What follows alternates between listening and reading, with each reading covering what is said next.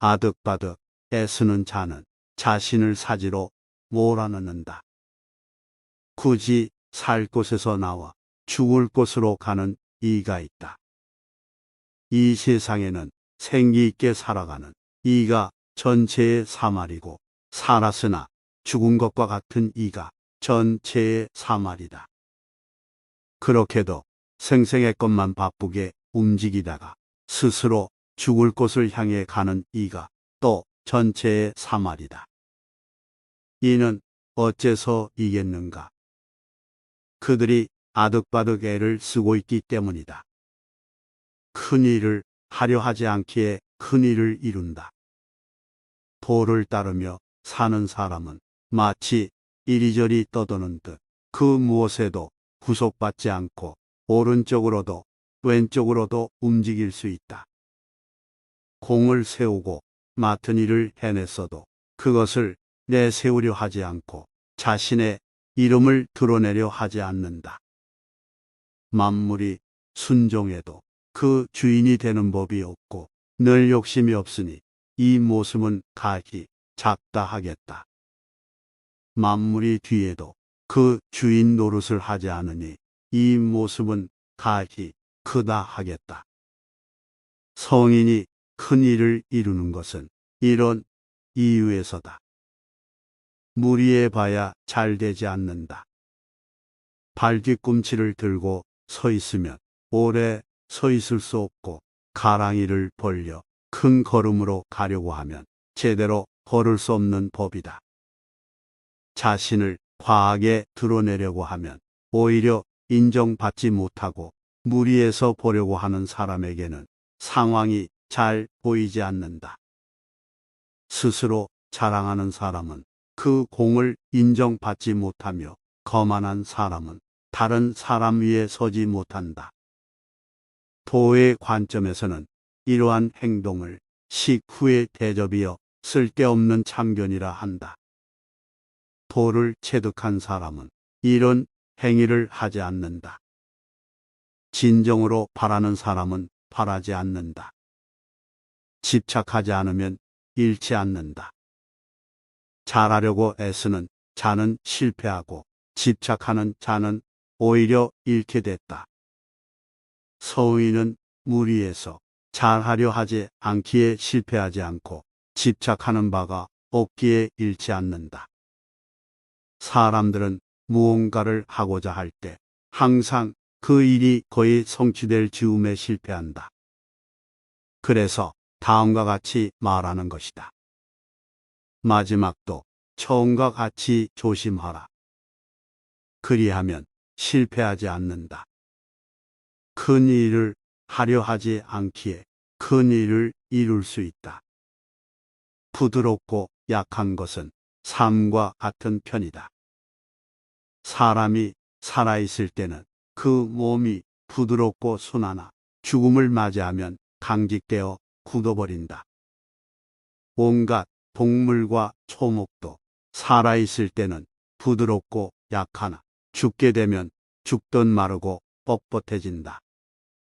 하여 굳어진 것은 죽음과 같은 편이라 하고, 부드럽고 약한 것은 삶과 같은 편이라 한다. 부드럽고 약한 것이 강한 것을 이긴다. 무언가를 조이려면 우선 표계해주고, 상대방을 약하게 만들려면 잠시 강하게 만드는 게 제일이다. 무언가를 떠나보내려면 잠시 함께 있어주고, 무언가를 빼앗으려면 우선 갖고 있게 하라. 이것이야말로 한없는 지혜이자 부드럽고 약한 것이 강한 것을 이긴다는 이치다. 물고기가 연못에서 나와 살 수 없듯 이러한 도를 벗어나서는 나라를 다스릴 수 없다. 게다가 이 예리한 무기는 이러이러한 것이라 말로써 남에게 설명할 수도 없다. 세상 만물은 굳세워지면 쇠해지는 법이다. 공을 세워도 오만하지 마라. 공을 세워도 과시하지 마라. 공을 세워도 자랑하지 마라. 공을 세워도 그 자리에 오래 머무르지 마라. 이것은 공을 세워도 강한 자는 되지 말라는 뜻이다. 세상의 모든 것은 기세가 맹렬하면 쇠하기 마련이니 강함을 계속 추구하는 것은 도에 부합되지 않기에 그렇다. 도에 부합되지 않으면 얼마 가지 않아 사망할 수밖에 없다. 유약한 것이 도리어 위에 놓인다. 무기가 강하기만 하다고 해서 이길 수 없고 나무가 단단하기만 하면 오히려 부러지게 된다. 강하고 큰 것은 아래에 놓이고 부드럽고 약한 것은 도리어 위로 올라가는 것이 거스를 수 없는 자연의 섭니다. 지혜로운 자는 극단적인 것을 피한다. 천하를 차지하고자 이를 도모하려는 생각은 내가 보기에는 당치 않다. 무릇 천하는 신비로운 집합체여서 그런 수작을 용납하지 않는다. 천하는 신성한 것이어서 인위적으로 지배할 수 없다. 억지로 이를 도모하려 들면 그 계획이 망가지고 집착하면 잃게 될 것이다. 세상의 모든 일은 홀로 나아가면 따라잡히고 달아오르면 눌리고 강해지면 꺾이면 쌓이면 무너진다. 하여 이러한 도를 아는 사람은 극단인 것, 과분한 것, 호사스러운 것을 피한다. 정말로 완전한 것은 오히려 모자란 듯 보인다. 가장 완전하게 이루어진 것은 부족한 듯 보이나 아무리 사용해도 망가지지 않는다. 가장 충만한 것은 비어있는 듯 보이지만 아무리 사용해도 바닥을 드러내지 않는다. 정말로 고든 것은 굶어있는 듯 보이고 정말로 뛰어난 솜씨는 오히려 서툰 듯 보인다. 가장 정교한 것은 보기에는 둔탁하고 제일 탁월한 언변은 어눌한 것처럼 보인다.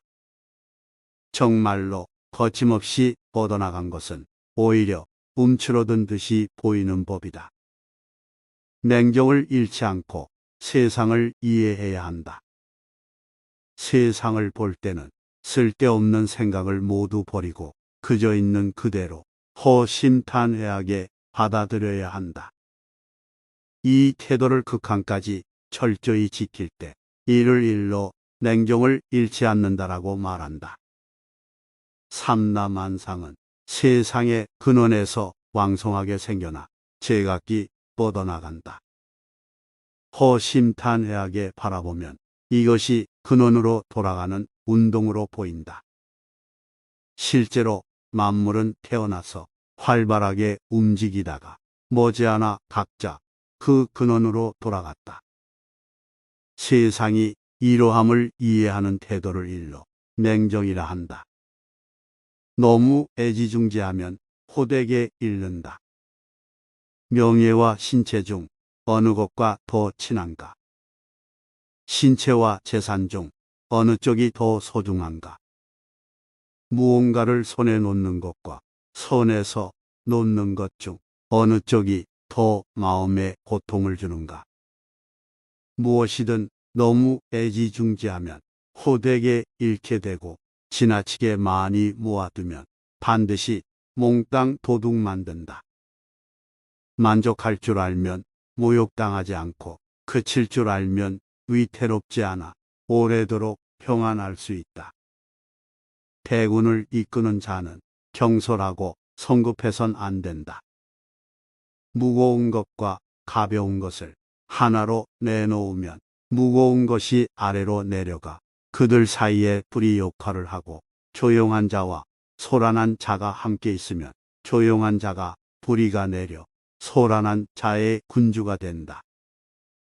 무거움은 가벼움의 뿌리요 차분함은 조급함의 주인이다. 대군을 이끄는 자는 수많은 말을 듣더라도 예민하게 독려하지 말고 행동함에 있어 온종일 조용하고 묵직해야 한다. 한 나라의 군주가 어찌 몸을 가벼이 움직일 수 있겠는가? 가벼우면 부리가 되지 못하고 조급하면 주인의 자리를 잃는다.